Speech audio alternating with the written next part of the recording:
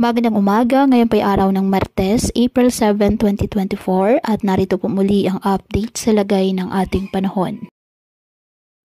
Patuloy pa rin po na umiiral at nakakaapekto ngayon sa ating bansa ang easterlies o mainit na hangin na nagmumula sa dagat Pasipiko.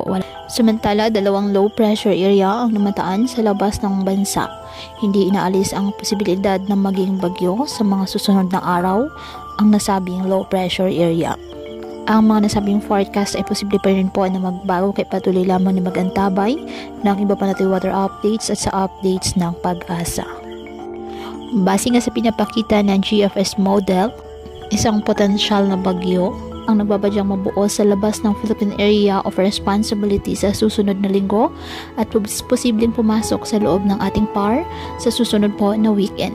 Sa ngayon ay patuloy itong imomonitor dahil tumataas ang posibilidad na maging unang bagyo rin ito ngayong taon. May posibilidad din itong lumapit sa ating bansa at magdadala ng mga pag-ulan.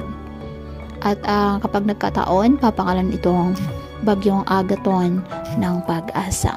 Patuloy lamang na magantabay ng iba pa nating weather updates at sa updates ng Pag-asa hinggil po sa lagay ng panahon. Ngayong may binabantayan tayong isang bagyo o potential na bagyo ngayong buwan.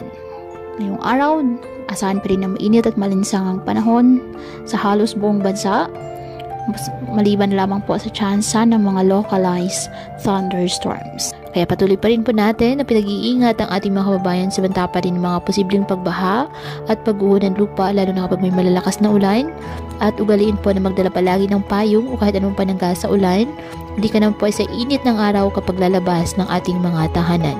At yan po muna ang update sa lagay ng panahon ngayong araw.